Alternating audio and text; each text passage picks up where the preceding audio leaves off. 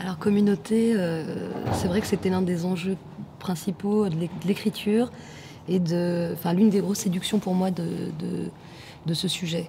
Le sujet, c'était comment implanter une histoire d'amour dans une centrale nucléaire. Alors, au départ, j'avais une séduction un peu transgressive, de se dire, tiens, le lieu est fermé, inconnu, secret, donc excitant. Donc, en tous les cas, excitant pour moi à l'idée de travailler 2-3 ans dessus. Et puis, en rencontrant les hommes et quelques femmes qui font partie de cette communauté des travailleurs du nucléaire, je découvre certaines choses avec ma scénariste. Je découvre que c'est une communauté qui fonctionne sur... c'est pas seulement une usine, c'est pas seulement un endroit dur, mal payé, mal considéré. C'est pas un travail seulement aussi peu considéré que les travailleurs en usine ou les mineurs, disons, du 19e. C'est vraiment un travail particulier puisqu'ils partagent une dose, une radioactivité. Et la présence de la radioactivité, ça mettait en place dans cette communauté des modalités complètement différentes qui étaient plus... Alors, pourtant, c'est une industrie qui est soumise, comme toutes les autres, au libéralisme, à la cadence, hein, mais c'est peut-être un endroit dans lequel l'individualisme n'avait pas triomphé.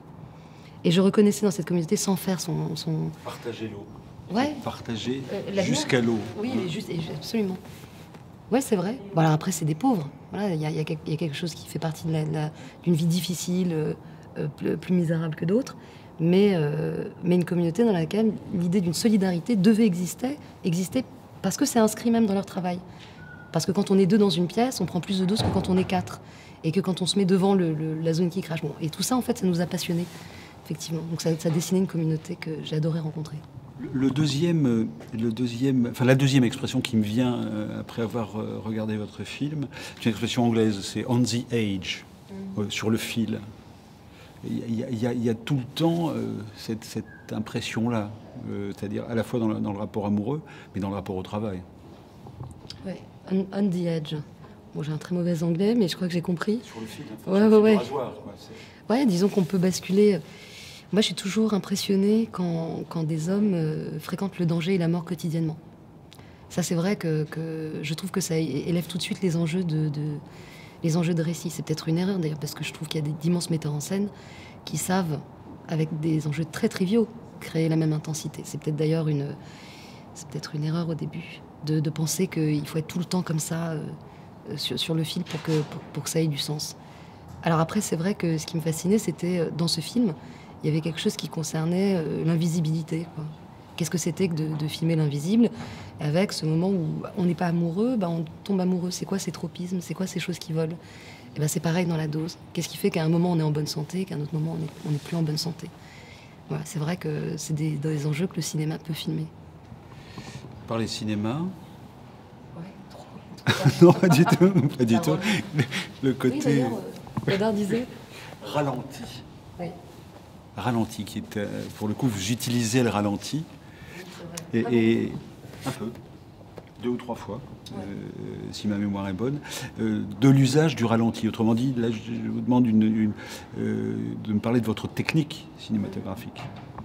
Alors le ralenti, je trouve que ce sont dans la boîte à outils, je trouve, de la mise en scène, c'est des moments où on peut faire une sorte d'accent, enfin c'est comme des moments d'épiphanie.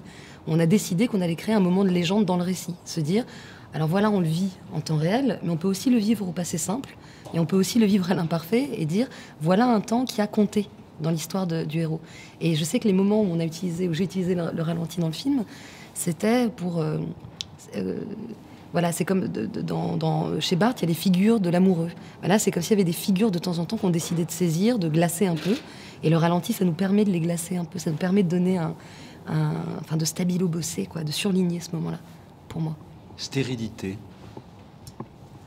Alors, la stérilité de l'un des personnages du film, dont je tairai le nom parce que c'est tellement excitant de voir un film sans rien savoir. Non, mais la stérilité de l'un des personnages du film, elle était nécessaire pour 2 raisons.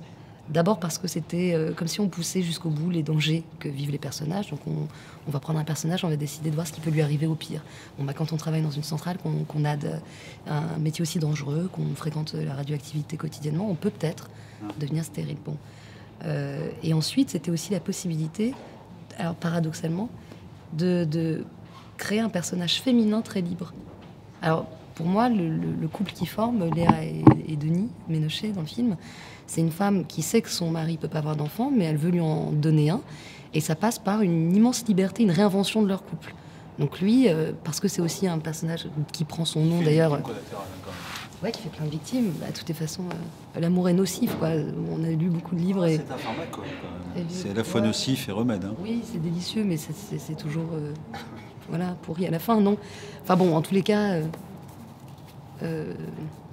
ouais, je pense que je trouve que c'était important de créer des couples qui, même dans les couches sociales les plus populaires, celles auxquelles on prête jamais la sophistication des sentiments, ce seraient forcément des mecs qui vont se battre parce que leur gonzesse les a trompés, tout ça, je ne me reconnais pas dans cette image-là de la virilité, je ne reconnais pas les hommes que j'ai rencontrés.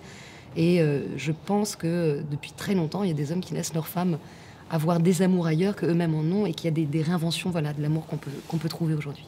Dernier mot, c'est faisabilité. Alors, faisabilité d'un cinéma comme le vôtre, faisabilité de tournage dans une centrale nucléaire, par exemple.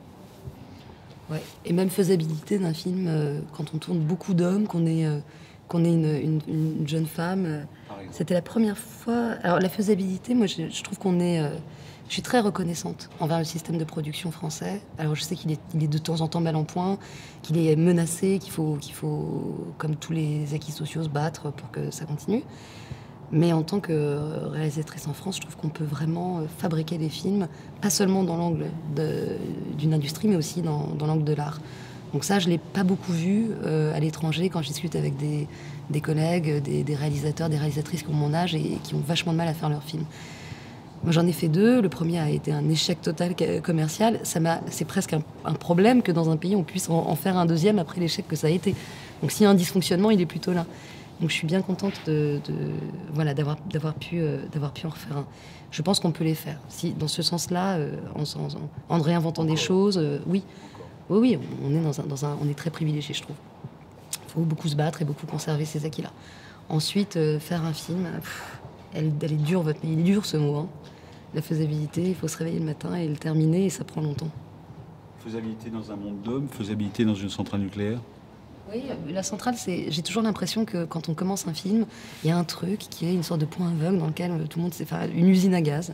Dans mon cas, c'était une centrale nucléaire, mais un truc dont on se dit, tiens, ça va être le vrai truc difficile, tout ça. Et finalement, c'est pas ça le plus difficile. Le plus difficile, ça reste pour moi de diriger des acteurs, de trouver la bonne manière de les diriger, ou de tourner dans la centrale, comme pour mon premier film, tourner sur un circuit de moto. C'était des choses qui me paraissent, en fait, c'est quasiment des cascades, en fait. On trouve des lieux, on a écrit le scénario pratiquement en faisant les repérages, et ça fonctionne. C'est pas ça qui est le plus dur. On réinvente des espaces.